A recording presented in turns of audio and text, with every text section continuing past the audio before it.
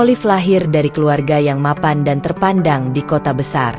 Ayahnya seorang pengusaha sukses di bidang properti, sementara ibunya aktif dalam kegiatan sosial di gereja. Sejak kecil, Olive dibesarkan dalam lingkungan yang penuh disiplin dan penekanan kuat terhadap identitas agamanya. Setiap minggu ia harus duduk manis di barisan depan bangku gereja, mendengarkan khotbah panjang yang seringkali menyinggung soal agama lain, terutama Islam. Dari situlah bibit kebencian pertama mulai tertanam dalam dirinya. Ia tumbuh dengan keyakinan bahwa Islam adalah agama yang keras, mengekang, dan menakutkan. Kamu harus hati-hati, Olive. Jangan pernah dekat dengan orang Islam, apalagi ikut-ikutan ajaran mereka. Itu berbahaya. Begitu pesan sang ibu yang masih terngiang hingga ia dewasa. Kata-kata itu bukan sekadar nasihat, tapi seolah jadi pagar besi yang membentuk pola pikirnya. Di sekolah menengah, Olive semakin sering terpapar pernyataan-pernyataan miring tentang Islam. Teman-temannya di pergaulan elit sering menceritakan berita-berita yang hanya menyorot sisi buruk kaum muslim. Ia menelan mentah-mentah cerita itu tanpa pernah memeriksa kebenarannya. Hatinya makin mengeras. Baginya, Islam bukan hanya berbeda, tapi juga lawan yang harus dijauhi.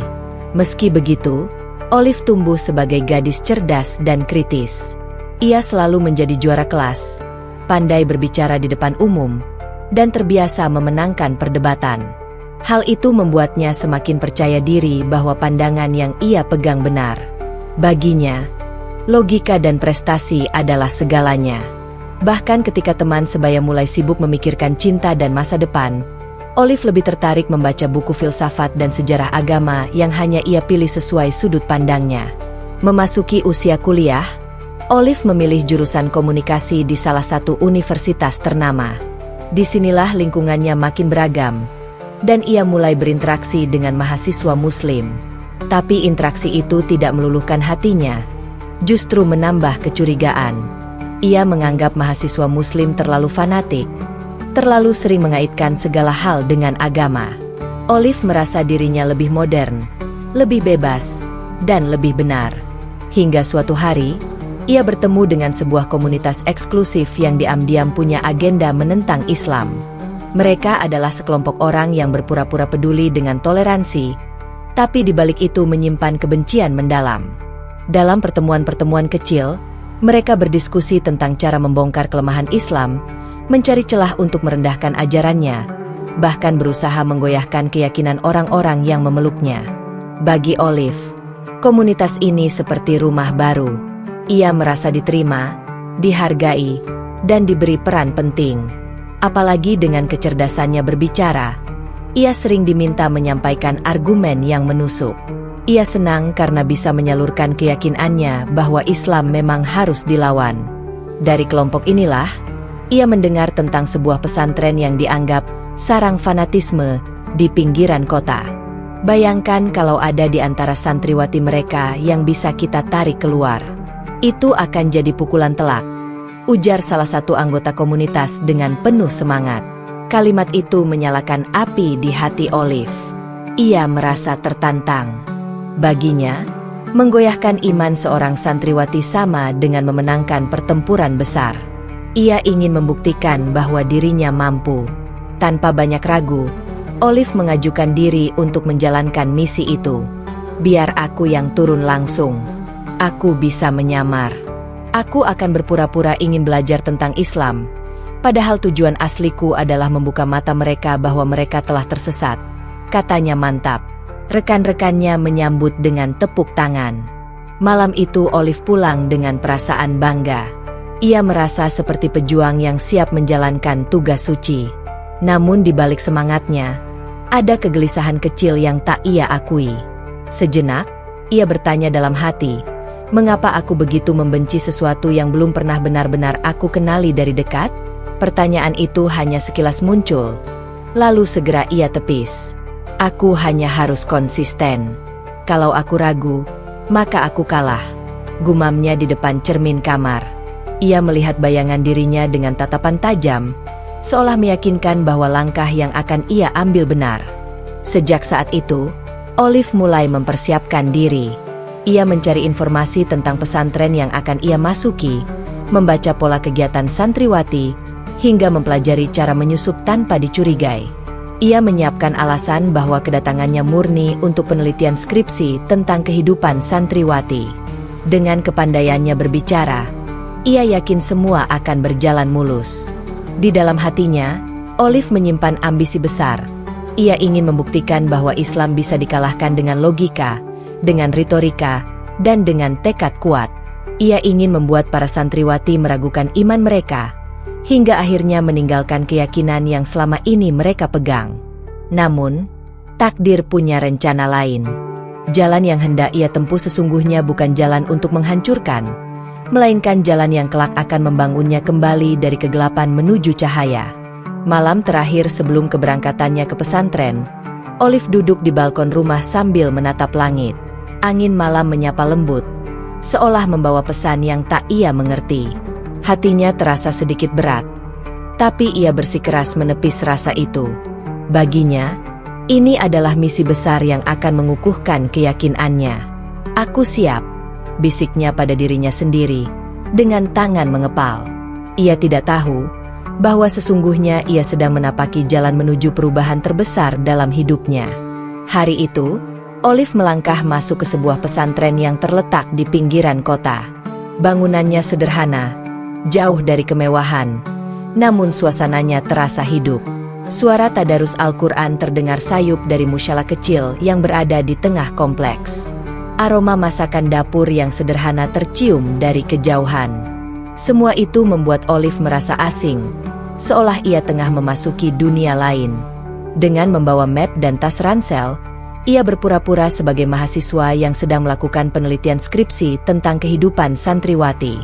Penampilannya yang rapi, bahasa yang sopan, serta gaya bicaranya yang meyakinkan membuat para pengurus pesantren langsung menerima alasannya tanpa curiga. Silakan tinggal beberapa hari di sini. Nak, kami senang jika ada yang ingin belajar tentang pesantren, ucap salah satu ustazah sambil tersenyum hangat. Senyuman itu membuat Olive sedikit kikuk. Ia datang dengan niat tersembunyi, tapi justru disambut dengan keramahan yang tidak ia sangka. Dalam hatinya, ia bergumam, mereka ini terlalu polos. Mudah sekali percaya. Akan lebih gampang untuk menjalankan rencanaku. Malam pertama, Olive ditempatkan di sebuah kamar sederhana bersama 3 santriwati lain. Kasur tipis digelar di lantai, lemari bersama berdiri di sudut ruangan, dan kipas angin tua berputar pelan. Santriwati-santriwati itu memperkenalkan diri dengan penuh antusias. Aku Siti, ini Rani, dan ini Mila. Kakak bisa panggil kami apa saja, kata salah satu dari mereka sambil tersenyum tulus. Olive mengangguk, berusaha menahan ekspresi agar tidak terlalu terlihat dingin. Ya, terima kasih. Senang bisa kenal kalian, jawabnya singkat. Namun dalam hati ia masih menyimpan misi yang ingin dijalankan, menggoyahkan iman mereka. Hari-hari pertama ia habiskan dengan mengamati rutinitas pesantren. Subuh-subuh, para santriwati sudah bangun untuk salat berjamaah. Setelah itu mereka mengaji, belajar kitab, lalu bergotong royong membersihkan lingkungan. Semua berjalan dengan teratur dan disiplin. Olive sempat terkejut melihat betapa bersemangatnya anak-anak itu melakukan aktivitas yang baginya terasa berat. Apa mereka tidak bosan hidup seperti ini setiap hari? Pikirnya. Olive mencoba melancarkan niatnya dengan perlahan. Suatu malam, saat para santriwati berkumpul di kamar, ia membuka percakapan. Kalian gak pernah merasa jenuh hidup di sini? Bangun pagi-pagi buta, belajar agama terus. Apa nggak pengen mencoba hal lain di luar pesantren? Tanyanya sambil berpura-pura penasaran. Namun, jawaban yang ia terima justru membuatnya terdiam. Mila, salah satu santriwati yang wajahnya selalu ceria, tersenyum lembut. Awalnya memang berat, Kak. Tapi lama-lama hati jadi tenang. Di sini kami merasa dekat dengan Allah. Kalau di luar, mungkin kami bisa bebas, tapi belum tentu bahagia. Jawaban itu menusuk hati Olive. Ia tidak menemukan celah untuk menyerang. Ia mencoba lagi dengan bertanya hal-hal lain, tapi selalu dijawab dengan sederhana, jujur, dan penuh ketulusan. Bukannya berhasil memprovokasi, justru ia yang merasa kebingungan. Hari berikutnya, Olive mendekati Rani, santriwati pendiam yang pandai membaca kitab. Ia sengaja memancing percakapan tentang agama. Rani, menurutmu, bagaimana kalau ternyata ajaran yang kamu ikuti ini tidak benar? Bukankah kalian hanya mengikuti apa kata guru? Tanyanya. Rani terdiam sejenak, lalu menjawab dengan tenang.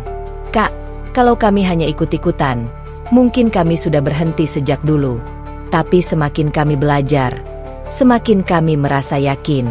Keyakinan itu bukan karena paksaan, tapi karena hati kami sendiri yang membenarkannya. Olive kembali terdiam. Kata-kata itu sederhana, tapi tulus. Ada sesuatu yang berbeda dari cara para santriwati menjawab. Tidak ada emosi, tidak ada kemarahan, hanya ketenangan.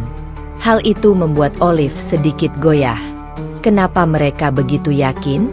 Padahal mereka hanya anak-anak remaja. Malam-malam berikutnya, Olive sering mengamati mereka dari kejauhan. Saat santriwati lain tertidur, ia mendengar Siti berdoa lirih, menyebut nama kedua orang tuanya agar diberi kesehatan dan keberkahan. Doa itu begitu tulus hingga membuat Olive teringat pada dirinya sendiri. Sudah lama ia tidak berdoa untuk orang tuanya. Hubungannya dengan keluarga dingin, penuh tuntutan, dan minim kasih sayang. Ia mulai merasa ada perbedaan besar antara dirinya dan para santriwati ini. Mereka sederhana, tapi penuh syukur, sementara ia penuh ambisi, tapi hatinya kosong. Sebuah titik balik kecil muncul ketika Olive tanpa sengaja melihat kebersamaan mereka di dapur. Para santriwati bergotong royong memasak dengan tertawa lepas. Ada yang mengulek sambal, ada yang mengaduk sayur, dan ada yang mencuci piring sambil bernyanyi. Semuanya tampak bahagia, meski hidangan yang mereka buat sederhana. Olive hanya berdiri memperhatikan, lalu tersenyum tipis tanpa sadar. Kenapa mereka bisa sebahagia itu dengan sesuatu yang sederhana? Namun, ia buru-buru menepis perasaan itu. Aku di sini punya misi. Aku tidak boleh terbawa suasana, bisiknya pada diri sendiri malam itu. Meski begitu, benih keraguan mulai tumbuh di dalam hatinya. Setiap kali ia mencoba menanamkan kebimbangan kepada para santriwati, justru ia yang mendapat jawaban menyejukkan. Setiap kali ia ingin menunjukkan kelemahan Islam, justru ia yang menemukan keteguhan yang sulit dipatahkan. Hari-hari di pesantren perlahan mengubah cara pandangnya. Niat yang awalnya penuh semangat untuk memurtadkan santriwati mulai diganggu oleh rasa penasaran. Mengapa iman mereka begitu kuat? Dari mana datangnya ketenangan itu? Ia masih berusaha menepis, masih ingin melanjutkan misinya. Tapi jauh di lubuk hati, Olive sadar, ada sesuatu di pesantren ini yang perlahan-lahan mengetuk pintu hatinya. Sesuatu yang belum bisa ia pahami, tapi membuatnya mulai goyah. Dan tanpa ia sadari, perjalanan menuju cahaya baru dalam hidupnya telah resmi dimulai. Hari-hari Olive di pesantren terus bergulir. Awalnya ia hanya berniat mengamati untuk mencari celah, tapi tanpa sadar ia justru mulai terbiasa dengan ritme kehidupan di sana. Dentang kentongan subuh yang tadinya membuatnya kesal, kini perlahan terasa akrab di telinga. Ia masih enggan ikut berjamaah secara penuh.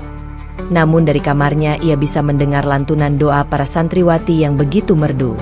Ada keheningan yang berbeda, seakan udara pun ikut menunduk mendengarkan. Suatu pagi, Olive berdiri di jendela kamarnya. Dari sana ia melihat para santriwati saling membantu membersihkan halaman. Ada yang menyapu dedaunan, ada yang menyiram tanaman, ada pula yang mengangkat ember berisi air. Wajah mereka penuh keceriaan, meski pekerjaan itu sederhana. Olive mengernyit. Kenapa mereka bisa bahagia hanya dengan hal-hal seperti ini? Pikirnya. Sejak itu, Olive mulai lebih sering memperhatikan Saat makan bersama, ia melihat bagaimana para santriwati saling berbagi lauk tanpa ada yang berebut. Ketika salah satu dari mereka sakit, yang lain bergantian merawat dengan penuh kasih. Olive teringat masa kecilnya di rumah. Ia tumbuh di keluarga kaya, segala kebutuhan tercukupi, tapi jarang ada kehangatan. Ayahnya sibuk dengan bisnis, ibunya sibuk dengan kegiatan sosial, sementara ia sering merasa sendirian. Perbandingan itu membuat dadanya terasa sesak. Suatu sore, pesantren mengadakan kegiatan bakti sosial. Para santriwati berbondong-bondong menuju kampung sekitar untuk mengajar anak-anak mengaji dan membantu orang tua di sana. Olive ikut serta karena ia tidak mungkin menolak. Ia berpikir, kegiatan itu hanya akan membuang waktunya. Namun saat tiba di kampung, matanya terbuka. Ia melihat seorang santriwati kecil dengan sabar mengajari bocah laki-laki membaca huruf hijayah. Bocah itu berkali-kali salah, tapi santriwati itu tetap tersenyum, mengulanginya tanpa jemu. Di sudut lain, ada santriwati yang membantu seorang nenek menimba air dan mencucikan pakaian. Semua dilakukan dengan ikhlas, tanpa keluhan. Olive yang hanya berdiri memperhatikan merasakan sesuatu yang aneh. Ada kehangatan di dadanya yang belum pernah ia alami. Malam itu, ia terjaga lebih lama dari biasanya. Suara ayat suci mengalun dari musyalah kecil. Ia tidak mengerti artinya, tapi hatinya bergetar. Ia merasa seakan ada sesuatu yang sedang menyapanya melalui suara itu. "Kenapa aku merasa tenang mendengar lantunan ini?" tanyanya dalam hati. Beberapa hari kemudian, Olive duduk sendirian di taman kecil pesantren. Ia sedang membaca catatan skripsi pura-pura, padahal pikirannya melayang. Tiba-tiba, Mila datang membawa segelas teh hangat. "Kak, aku bikinkan teh. Biar semangat nulisnya," katanya sambil tersenyum. Olive menatapnya heran. "Kenapa repot-repot bikin teh buat aku?" Mila menjawab ringan. "Nggak repot, Kak. Kita di sini diajari untuk saling memperhatikan. Bukankah kalau orang lain senang, hati kita juga ikut bahagia?" Kalimat sederhana itu membuat Olive terdiam. Ia menatap gelas teh di tangannya, lalu menatap Mila yang kembali berlari ke asrama dengan wajah ceria. Sekali lagi, ia merasakan sesuatu yang aneh. Hatinya berdesir, seakan ada cahaya kecil menyelinap masuk. Malam berikutnya, Olive tidak bisa tidur. Ia duduk di sudut kamar sambil menatap 3 santriwati yang tidur pulas setelah seharian beraktivitas. Wajah mereka tampak damai, seolah tidak ada beban hidup. Olive bertanya pada dirinya sendiri, apa rahasia mereka? Kenapa mereka bisa setenang ini? Pertanyaan itu terus menghantui pikirannya. Perlahan, ia mulai menyadari bahwa kebahagiaan sejati tidak terletak pada kemewahan atau kebebasan, tapi pada ketulusan hati. Sesuatu yang selama ini tidak pernah ia temukan dalam kehidupannya di luar pesantren. Hari berganti, dan Olive semakin tidak bisa menutup mata. Semakin ia mencoba menjaga jarak, semakin ia tersentuh oleh kebaikan kecil yang diberikan para santriwati. Pernah suatu kali, ia merasa sakit kepala. Tanpa diminta, Rani datang membawakan minyak kayu putih dan memijit pelan bahunya. "Istirahat saja, Kak. Jangan terlalu dipaksakan. Di sini kita keluarga, jadi saling jaga," katanya lembut. Kata keluarga itu menghantam hati Olive. Ia teringat betapa keluarganya sendiri jarang memberinya perhatian seperti itu. Ia ingin menolak, tapi ia tak bisa. Air matanya hampir menetes. Meski buru-buru ia usap agar tidak terlihat. Seiring waktu, cahaya kecil itu semakin kuat. Ia belum berani mengakuinya, tapi hatinya mulai luluh. Niat untuk memurtadkan para santriwati perlahan kabur. Sebaliknya, ia justru merasa dirinya yang sedang disentuh oleh sesuatu yang lebih besar dari sekadar logika. Suatu malam, Olive keluar dari kamar dan berjalan ke musyalah. Ia hanya berdiri di depan pintu, tidak berani masuk. Dari dalam, terdengar suara doa yang dipanjatkan para santriwati setelah salat tahajud. Doa itu penuh harap, penuh kesungguhan, dan penuh cinta kepada Sang Pencipta. Entah mengapa, Air mata Olive menetes begitu saja. Ia merasakan kedamaian yang belum pernah ia alami seumur hidupnya. Ia menatap langit malam, berbisik dalam hati, "Kenapa aku merasa begini? Bukankah seharusnya aku membenci semua ini?" Namun semakin ia menolak, semakin ia merasa tak berdaya. Cahaya kecil itu kini sudah menyelinap masuk ke relung hatinya yang paling dalam. Ia tahu, ini baru awal dari sebuah perjalanan panjang. Hari itu suasana pesantren begitu tenang. Hujan turun sejak pagi, membuat udara sejuk dan jalanan di halaman becek oleh lumpur. Para santriwati tetap bersemangat belajar di kelas kecil mereka. Olive, yang biasanya hanya duduk mengamati sambil mencatat hal-hal remeh untuk menutupi niat aslinya, kali ini benar-benar hanyut dalam suasana. Di kelas sore, ia memperhatikan seorang ustazah yang mengajar. Perempuan itu berusia sekitar 50-an. Wajahnya teduh dengan kerutan halus yang justru memancarkan wibawa. Namanya Ustazah Rahmi. Caranya berbicara tenang, tidak pernah meninggikan suara, tapi semua santriwati mendengarkan dengan penuh perhatian. Olive terpesona. Ia tidak menyangka seorang guru bisa mengajar dengan kelembutan seperti itu. Biasanya, di sekolah-sekolah umum yang ia kenal, guru sering marah-marah atau terburu-buru menyelesaikan materi. Tapi Ustazah Rahmi berbeda. Ia mengajarkan bukan hanya isi kitab, tapi juga akhlak, dengan contoh nyata lewat sikapnya sendiri. Ketika kelas selesai, Olive mendekati sang ustazah dengan alasan ingin wawancara untuk skripsinya. Ustazah Rahmi menyambutnya dengan ramah. "Silakan, Nak Olive. Apa yang ingin kamu tanyakan?" Awalnya, Olive hanya bertanya formalitas tentang metode pengajaran, rutinitas santriwati, dan hal-hal umum. Namun semakin lama, pertanyaan itu berkembang tanpa ia rencanakan. Ada dorongan dari dalam dirinya untuk menggali lebih dalam. "Ustazah," katanya ragu, "apa tidak bosan mengajar hal yang sama setiap hari? Bukankah hidup bisa lebih menarik kalau kita mencoba banyak hal baru?" Ustazah Rahmi tersenyum. "Nak, hidup ini bukan soal mencari sebanyak mungkin hal baru. Hidup adalah tentang menemukan makna dalam apa yang kita jalani. Jika kita sudah menemukan tujuan, maka rutinitas pun bisa menjadi sumber kebahagiaan." Jawaban itu membuat Olive terdiam lama. Kata-kata itu sederhana, tapi menohok. Ia merasa seolah sedang bercermin. Selama ini, ia memang mengejar banyak hal, prestasi, pengakuan, bahkan misi yang ia anggap penting. Tapi mengapa hatinya selalu kosong? Percakapan itu tidak berhenti di situ.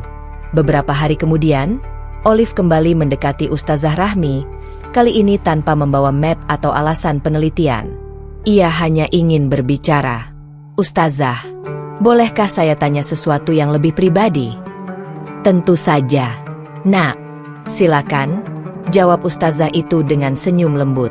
Olive menarik napas panjang. "Saya sering merasa hidup saya hampa. Padahal saya punya keluarga, pendidikan, bahkan teman-teman.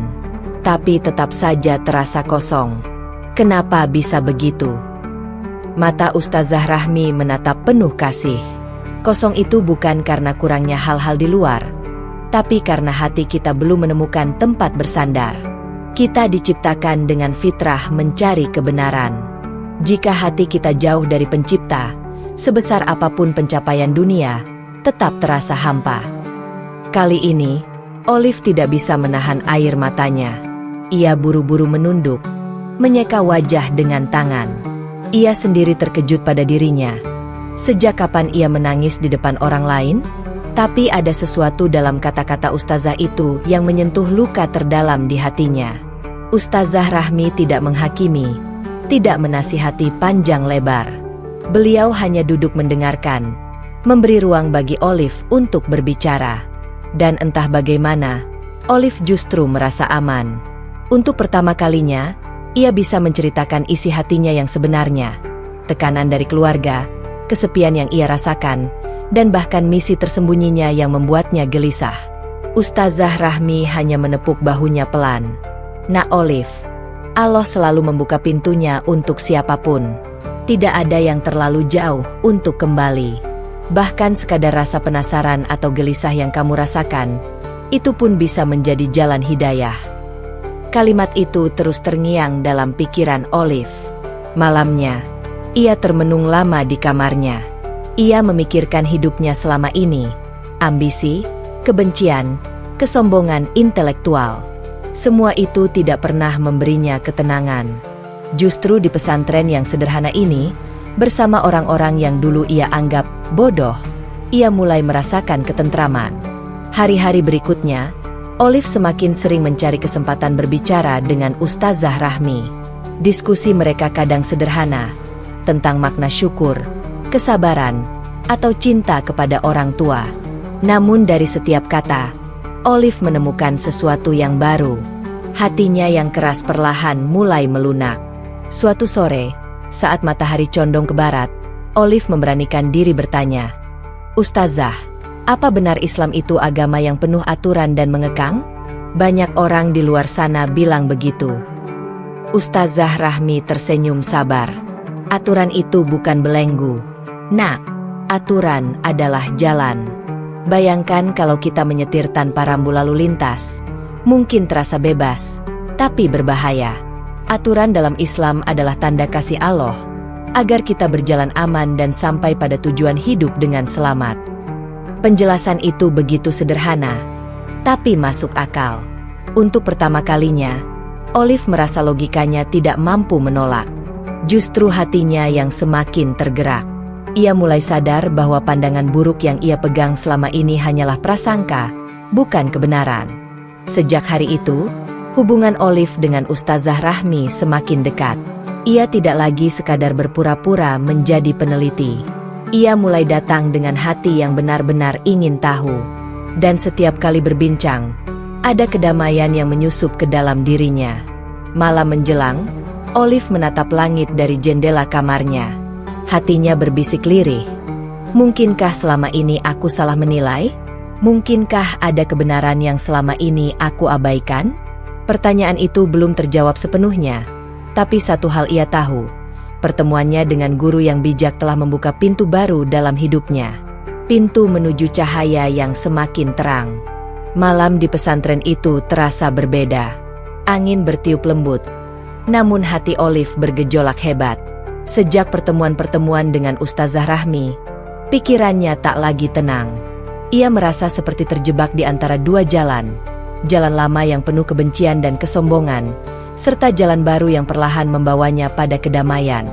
Di kamar sederhana tempat ia tinggal, ia bolak-balik di atas kasur tipis. Santriwati lain sudah tertidur pulas, tapi matanya tak bisa terpejam. Ia menutup wajah dengan bantal, berharap bisa meredam gelombang pikiran yang datang bertubi-tubi. Apa aku benar-benar sudah goyah? Bukankah aku datang untuk menggoyahkan mereka? Mengapa justru aku yang mulai meragukan keyakinanku sendiri? Gumamnya dalam hati. Setiap kali ia mencoba menepis, bayangan wajah santriwati-santriwati yang penuh ketulusan muncul. Kata-kata lembut Ustazah Rahmi terus terngiang. Lantunan doa malam yang sering ia dengar dari musyala seolah menyusup ke relung hati terdalam. Ia merasa dikepung oleh sesuatu yang tak terlihat, yang perlahan meruntuhkan tembok kebencian dalam dirinya. Beberapa hari berikutnya, badai batin itu semakin kuat. Olive mulai kehilangan fokus. Saat berbincang dengan teman-teman santriwati, ia tidak lagi berniat memprovokasi. Justru ia sering terbawa oleh diskusi ringan tentang kehidupan, tentang rasa syukur, tentang kebahagiaan sederhana. Semua itu membuatnya bingung. Bagian mana dari Islam yang selama ini ia benci? Suatu sore, ketika hujan deras mengguyur, Olive duduk sendirian di beranda musyala. Ia menatap air hujan yang jatuh deras dari genting, sementara para santriwati berlarian membawa ember untuk menampung rembesan air. Mereka tertawa meski bajunya basah kuyup. Olive menggeleng pelan. Bagaimana mungkin mereka bisa tertawa di tengah ketidaknyamanan seperti ini? Tiba-tiba, ia merasa dadanya sesak. Rasa iri yang aneh muncul. Ia iri pada kebahagiaan sederhana yang mereka miliki, sesuatu yang tak pernah ia rasakan meski hidup bergelimang fasilitas. Rasa iri itu bercampur dengan rasa bersalah. Ia teringat pada niat awalnya, datang untuk merusak, bukan untuk belajar. Kini ia merasa seperti pengkhianat, bukan pada mereka, tapi pada dirinya sendiri. Malamnya, Olive kembali tidak bisa tidur. Ia terduduk di sudut kamar, memeluk lutut, matanya berkaca-kaca. Ia merasa kehilangan arah. Tuhan, kalau memang Engkau ada, tunjukkan aku jalan. Aku lelah hidup dengan kebencian, tapi aku juga takut mengakui kalau aku salah. Air matanya akhirnya jatuh, membasahi pipinya. Itu pertama kalinya ia berdoa dengan jujur, meski ia belum mengerti kepada siapa doa itu ditujukan. Keesokan harinya, Olive mencoba menyibukkan diri dengan membaca buku-buku yang ia bawa. Namun setiap halaman terasa hampa. Pikiran dan hatinya selalu kembali pada pertanyaan yang sama. Mengapa aku merasa damai di sini? Ia tidak menemukan jawabannya. Tapi ia tahu sesuatu sedang berubah dalam dirinya. Perubahan itu semakin jelas saat ia mendapat kesempatan mendengar ceramah singkat setelah salat maghrib. Ustazah Rahmi berbicara tentang ikhlas. Hidup bukan soal berapa banyak yang kita miliki, tapi seberapa tulus kita menjalani.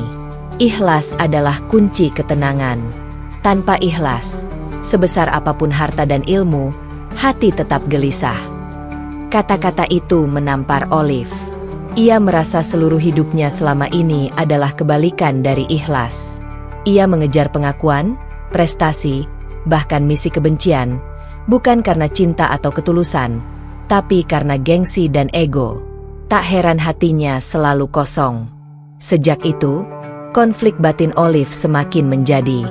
Ia mulai enggan berhubungan dengan kelompok lamanya yang dulu menugaskannya. Pesan-pesan dari mereka ia abaikan.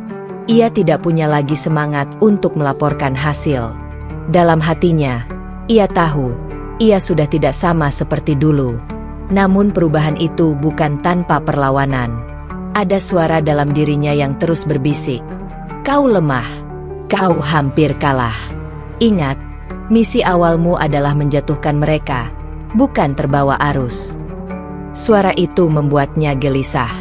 Ia merasa dirinya terbelah menjadi dua. Satu sisi ingin kembali ke jalan lama, sisi lain ingin menyerah pada kedamaian yang ia temukan. Pada suatu malam, Olive berjalan sendirian di halaman pesantren. Bulan bersinar redup di langit, menambah syahdu suasana. Ia berhenti di dekat musala, mendengar doa santriwati yang tengah tahajud. Suara mereka lirih, menyebut nama Allah dengan penuh cinta. Tiba-tiba, air mata Olive kembali jatuh. Kali ini ia tidak menahannya. Ia menangis terisak, tubuhnya bergetar. Ia sadar, badai dalam dirinya bukan untuk menghancurkannya, tapi untuk membersihkannya. Hatinya yang selama ini keras sedang dilunakkan. Kebencian yang selama ini ia genggam erat sedang diluruhkan. Dalam tangisnya, ia berbisik lirih. Kalau memang ini jalan MU, jangan biarkan aku lari lagi. Sejak malam itu, Olive tahu ia tidak bisa lagi berpura-pura. Ia belum siap mengambil keputusan besar. Tapi ia sadar hatinya sudah berubah. Badai batin itu membuatnya lelah. Namun di saat yang sama, ia merasa lebih hidup daripada sebelumnya. Ia tidak tahu apa yang menunggunya di depan, tapi ia yakin, perjalanan menuju kebenaran sedang menuntunnya langkah demi langkah. Hari-hari di pesantren terus berjalan, dan perubahan dalam diri Olive semakin nyata. Ia yang dulu menjaga jarak, kini mulai larut dalam aktivitas para santriwati. Ia tidak lagi sekadar menjadi pengamat. Ada rasa keterikatan yang tumbuh, meski ia belum berani mengakuinya. Pagi itu, usai subuh, para santriwati berbaris di halaman untuk gotong royong membersihkan pesantren. Olive biasanya hanya melihat dari jauh, tapi kali ini ia ikut mengambil sapu. Awalnya canggung, gerakannya kaku. Namun tawa santriwati lain yang menyemangati membuatnya ikut tersenyum. Mereka tidak memperlakukannya sebagai orang asing, melainkan sahabat yang sudah lama mereka kenal. Kalau kamu pegang sapu terlalu tinggi, hasilnya kurang bersih, Liv, ujar seorang santriwati kecil dengan polos. Olive tertawa. Baik, guru kecil. Ia terkejut pada dirinya sendiri, tertawa tulus tanpa dibuat-buat. Rasanya ringan sekali, seperti beban yang selama ini ia pikul mulai berkurang. Di sore hari, Olive juga mulai duduk di serambi musyalah, mendengarkan lantunan ayat suci yang dibacakan santriwati. Ia belum bisa membaca Al-Quran, bahkan masih sulit mengeja huruf hijayah. Tapi ia betah mendengar suara itu. Ada ketenangan yang tidak bisa ia jelaskan dengan logika. Seolah-olah setiap huruf membawa obat yang menyejukkan hatinya. Pada suatu kesempatan, ia memberanikan diri mendekati salah satu santriwati yang sedang mengaji. "Bisakah kau ajarkan aku huruf-huruf dasar itu?" tanyanya dengan ragu. Santriwati itu terkejut, tapi segera mengangguk antusias. "Tentu, Kak Olive. Kita mulai dari alif, ba, tea, ya." Olive menirukan dengan suara lirih. Beberapa kali salah, lidahnya kaku, tapi ia tidak menyerah. Di wajahnya ada semangat yang bahkan ia sendiri tidak pahami. Ia merasa seperti anak kecil yang belajar kembali dari awal. Dan anehnya, ia menikmatinya. Perlahan-lahan, Olive mulai mengenal huruf-huruf hijayah. Meski baru tahap dasar, setiap kali ia berhasil melafalkan dengan benar, ia merasakan kepuasan yang berbeda. Bukan karena nilai atau pujian, melainkan karena hatinya sendiri merasa lega. Malam harinya, Olive duduk di bawah lampu redup kamar, menatap catatan kecilnya. Ia menulis, "Aku tidak tahu apa yang akan terjadi, tapi setiap huruf yang kupelajari, setiap doa yang kudengar, semakin membuatku merasa dekat pada sesuatu yang selama ini kucari. Apakah ini jawaban dari doa-doaku?" Keesokan harinya, Olive mendapat kesempatan berbincang lagi dengan Ustazah Rahmi. Ia bercerita tentang perasaan barunya. Ustazah hanya tersenyum mendengar kisahnya. "Nak Olive, cahaya itu ibarat fajar. Saat pertama muncul, memang samar, belum terang. Tapi sedikit demi sedikit, ia akan mengusir kegelapan. Yang penting, jangan kau tutup hatimu." Kalimat itu meneguhkan perasaan Olive. Ia semakin bersemangat mengikuti kegiatan di pesantren. Bahkan, ia mulai belajar berdoa dengan cara Islam. Awalnya ia malu. Tangannya kaku ketika menengadah. Bibirnya bergetar saat mencoba mengucapkan doa sederhana yang diajarkan teman-temannya. Tapi justru disitulah ia merasakan ketulusan. Suatu malam, ketika hujan rintik-rintik, Olive memutuskan untuk ikut duduk bersama santriwati dalam doa bersama setelah salat Isya. Meski ia belum ikut sholat, ia hanya duduk di belakang, mengaminkan dalam hati. Saat doa dipanjatkan, matanya berkaca-kaca. Ada rasa hangat yang menyelimuti, membuat ia ingin larut lebih dalam. Setelah itu, salah seorang santriwati kecil menghampirinya. "Kak Olive, tadi aku lihat kakak menangis. Kenapa?" tanyanya polos. Olive tersenyum, menahan air mata. "Aku tidak tahu. Mungkin karena hatiku terasa ringan."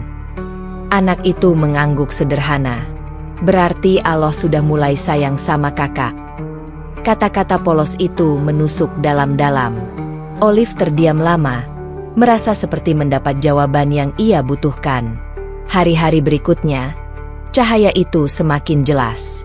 Olive mulai merasakan kedamaian bukan hanya saat bersama santriwati, tapi juga saat sendirian. Ia mulai bisa berdialog dengan dirinya tanpa rasa marah. Bahkan ia berani menuliskan sebuah kalimat yang selama ini ia hindari. "Aku ingin mengenal Allah lebih dekat." Namun, semakin jelas cahaya itu, semakin besar pula ujian batinnya. Kelompok lamanya kembali menghubungi, menanyakan laporan dan hasil misinya. Olive gelisah. Ia tidak lagi punya hati untuk melanjutkan kebencian itu. Tapi ia juga takut dianggap pengkhianat. Malam itu, ia duduk lama di serambi, menatap langit berbintang. Ia bergumam lirih, "Tuhan, aku tidak ingin hidup dalam kebohongan lagi. Kalau memang jalan ini benar, kuatkan aku untuk melangkah." Air matanya kembali jatuh. Tapi kali ini bukan air mata kelemahan, melainkan kelegaan. Ia mulai berdamai dengan dirinya sendiri. Perjalanan Olive memang belum selesai. Tapi satu hal pasti, ia tidak lagi sama. Cahaya yang dulu samar kini semakin jelas. Dan ia tahu, cepat atau lambat, cahaya itu akan membimbingnya menuju keputusan terbesar dalam hidupnya. Malam itu, Olive duduk di kamarnya dengan wajah pucat. Ponselnya bergetar tanpa henti. Pesan-pesan masuk dari grup lamanya. Kapan kau kirim laporan? Jangan lupa tujuanmu ke sana. Jangan terbawa arus. Kalau kau mulai goyah, kami tidak akan tinggal diam. Hatinya bergetar hebat. Pesan itu tidak hanya sekadar peringatan, tapi juga ancaman. Ia sadar, keputusannya untuk tidak melaporkan perkembangan pesantren sudah membuat mereka curiga. Olive menatap layar ponsel lama-lama, lalu mematikannya. Tangannya gemetar, keringat dingin mengalir di pelipis. Dalam hati ia bergumam, aku tidak bisa kembali ke masa lalu. Tapi apakah aku siap menghadapi konsekuensinya? Keesokan harinya, Olive berusaha menenangkan diri dengan ikut belajar bersama santriwati. Namun wajahnya murung, matanya sayu. Ustazah Rahmi yang memperhatikannya segera menghampiri. "Nak Olive, ada sesuatu yang mengganggu?" tanya Ustazah dengan lembut. Olive menunduk. Ia ingin bercerita, tapi takut beban itu terlalu berat untuk dibagikan. Namun tatapan penuh kasih dari Ustazah membuatnya akhirnya menghela napas panjang. Saya merasa terjebak, Ustazah. Ada orang-orang yang tidak ingin saya berubah. Mereka menekan saya untuk tetap menjadi seperti dulu. Ustazah Rahmi terdiam sejenak, lalu berkata, "Nak, jalan menuju kebenaran memang tidak mudah. Selalu ada yang mencoba menarik kita kembali. Tapi ingat, setiap pilihan besar pasti disertai ujian besar. Justru dari situlah kita tahu, apakah kita benar-benar tulus melangkah." Kata-kata itu seperti membuka mata Olive. Ia sadar, yang sedang ia hadapi bukan sekadar ancaman manusia, tapi ujian iman. Beberapa hari kemudian, ujian itu semakin nyata. Saat Olive sedang berjalan pulang dari pasar bersama dua santriwati, seorang lelaki asing menghampirinya. Wajahnya dingin, matanya tajam. "Olive, kami tahu apa yang kau lakukan. Jangan lupa siapa yang mendukungmu dulu. Kalau kau mengkhianati, kau tahu risikonya." Santriwati yang bersamanya ketakutan, tapi Olive mencoba tegar. Ia hanya menunduk tanpa menjawab, lalu cepat-cepat berlalu. Sepanjang jalan pulang, jantungnya berdegup kencang. Malamnya, Olive menangis dalam doa. "Ya Allah, kalau memang jalan ini benar, lindungi aku. Aku tidak sanggup menghadapi semua ini sendirian." Tangisnya pecah, tapi kali ini bukan tangisan putus asa. Ia benar-benar menyerahkan dirinya pada sesuatu yang lebih besar dari rasa takutnya. Doa itu membawa ketenangan yang aneh. Besok paginya, Olive merasa lebih kuat. Ia sadar, jika ia terus berpegang pada ketakutan, ia tidak akan pernah bisa melangkah maju. Hari demi hari, tekanan dari luar semakin sering datang. Namun di sisi lain, ia juga merasakan dukungan dari orang-orang pesantren. Para santriwati tanpa sadar selalu menghiburnya dengan kebaikan kecil, senyum tulus, sapaan hangat, atau sekadar berbagi makanan sederhana. Hal-hal kecil itu justru menjadi kekuatan besar bagi Olive. Puncak ujian datang pada suatu malam ketika pesan dari kelompok lamanya masuk lagi. Kali ini lebih tegas. "Jika kau benar-benar meninggalkan misi ini, anggap saja hidupmu selesai. Pilih sekarang, bersama kami atau melawan kami." Olive terdiam lama. Ponselnya ia genggam erat, hingga hampir terjatuh karena tangannya basah oleh keringat. Lalu, dengan napas berat, ia memutuskan mematikan ponsel itu untuk selamanya. Ia tidak ingin lagi hidup dalam bayang-bayang ketakutan. Langkah itu membuat hatinya lega sekaligus was-was. Ia tahu konsekuensinya besar, tapi ia juga yakin Tuhan tidak akan meninggalkannya. Keesokan paginya, Olive mendatangi Ustazah Rahmi. Dengan suara bergetar, ia berkata, "Saya sudah memutuskan, Ustazah. Saya ingin menutup pintu masa lalu saya. Meski saya harus kehilangan banyak hal, saya tidak mau lagi hidup dalam kebohongan. Mata Ustazah Rahmi berkaca-kaca. Beliau menggenggam tangan Olive erat. Nak, itu pilihan yang berani. Ingatlah, ketika kita memilih Allah, maka seluruh alam semesta bisa menjadi penolong kita. Jangan takut. Sejak hari itu, Olive menjalani hari dengan hati yang lebih mantap. Ia masih harus menghadapi bayangan masa lalu, tapi tekadnya semakin kuat. Ia merasa seperti baru saja melewati badai besar, dan kini melihat cahaya yang lebih terang di depannya. Malam itu, ia kembali menulis di buku catatannya, "Aku tidak lagi sama seperti dulu. Aku tidak tahu apa yang akan terjadi besok. Tapi aku percaya, jalan ini benar. Dan aku siap menempuhnya, meski harus berkorban." Di pesantren yang sederhana itu, Olive menemukan keberanian sejati. Keberanian untuk melawan ketakutan, meninggalkan kebohongan, dan memilih kebenaran meski penuh resiko. Itulah ujian terbesar dalam hidupnya, dan untuk pertama kalinya, ia berhasil melewatinya. Pagi itu, udara pesantren terasa sejuk. Matahari belum tinggi, sinarnya lembut menembus dedaunan mangga yang rimbun di halaman. Olive duduk di serambi musyalah, memandangi para santriwati yang berbaris untuk belajar. Suara tawa kecil mereka, lantunan doa, dan semangat sederhana yang terpancar membuat hatinya hangat. Ia menarik napas panjang. Aku sudah terlalu jauh melangkah. Tidak ada jalan kembali. Inilah rumahku sekarang. Setelah melewati berbagai badai, Olive merasakan kedamaian yang tidak pernah ia bayangkan sebelumnya. Meski ancaman dari masa lalu masih terngiang, keteguhannya justru semakin menguat. Ia sadar, keberanian sejati bukan berarti tidak ada rasa takut, melainkan tetap melangkah meski rasa takut itu ada. Hari itu, Olive memberanikan diri mendatangi Ustazah Rahmi setelah kajian pagi.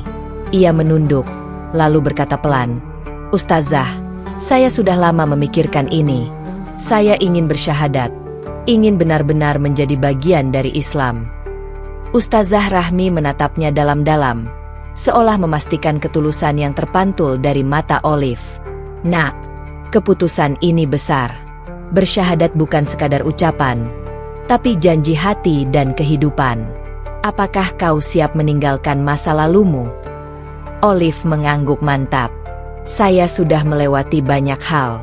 Saya pernah tenggelam dalam kebencian, dalam kebohongan, dan semua itu hanya membuat hati saya kosong.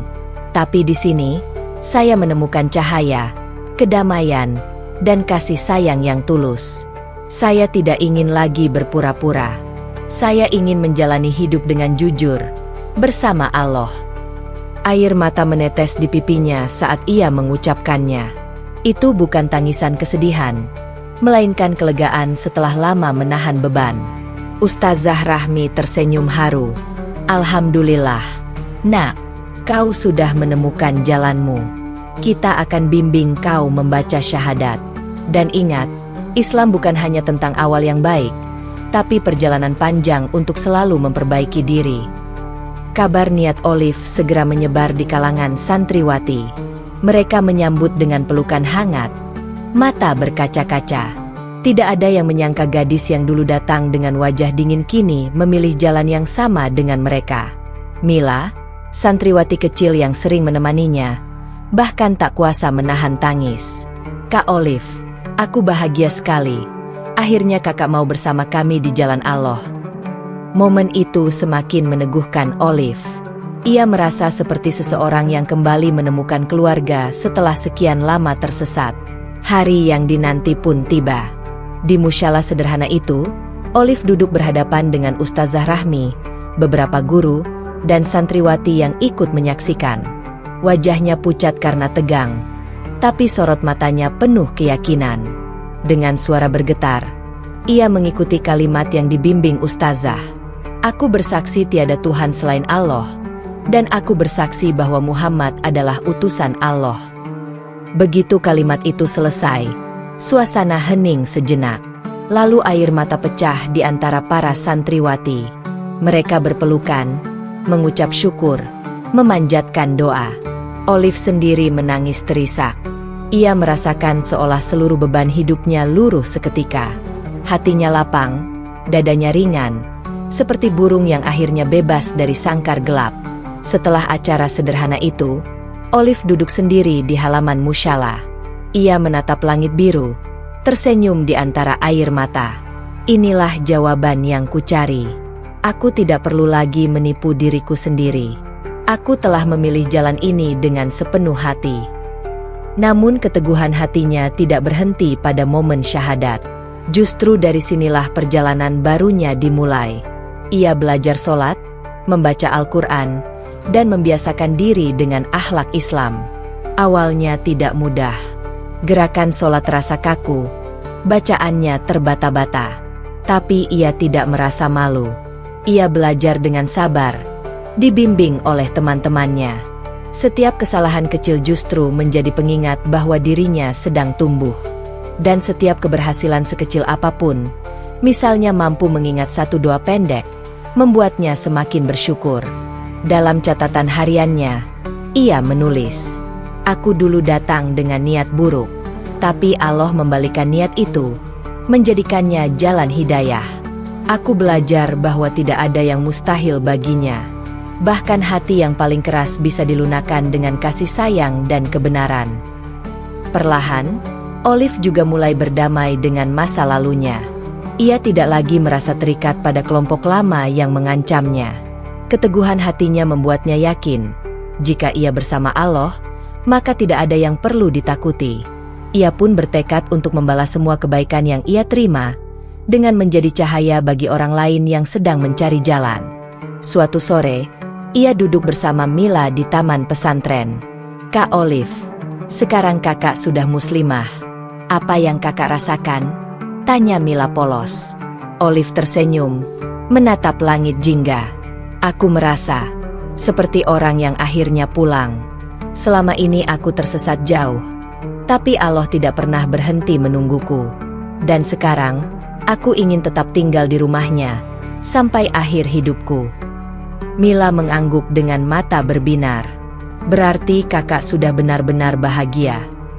Olive tersenyum sambil menahan tangis haru. "Ya, aku bahagia. Dan aku ingin menjaga cahaya ini, agar tidak pernah padam lagi." Hari-hari berikutnya, Olive menjalani hidup sebagai seorang muslimah dengan hati teguh. Ia tahu akan ada banyak ujian baru, tapi ia tidak lagi ragu. Baginya, keputusan untuk bersyahadat adalah awal dari perjalanan panjang yang penuh makna. Dan di setiap langkahnya, ia selalu mengingat, dari niat jahat yang kelam, Allah mampu menghadirkan cahaya yang terang. Itulah keteguhan hati Olive, kisah seorang wanita yang sempat ingin memadamkan iman orang lain, namun justru menemukan imannya sendiri.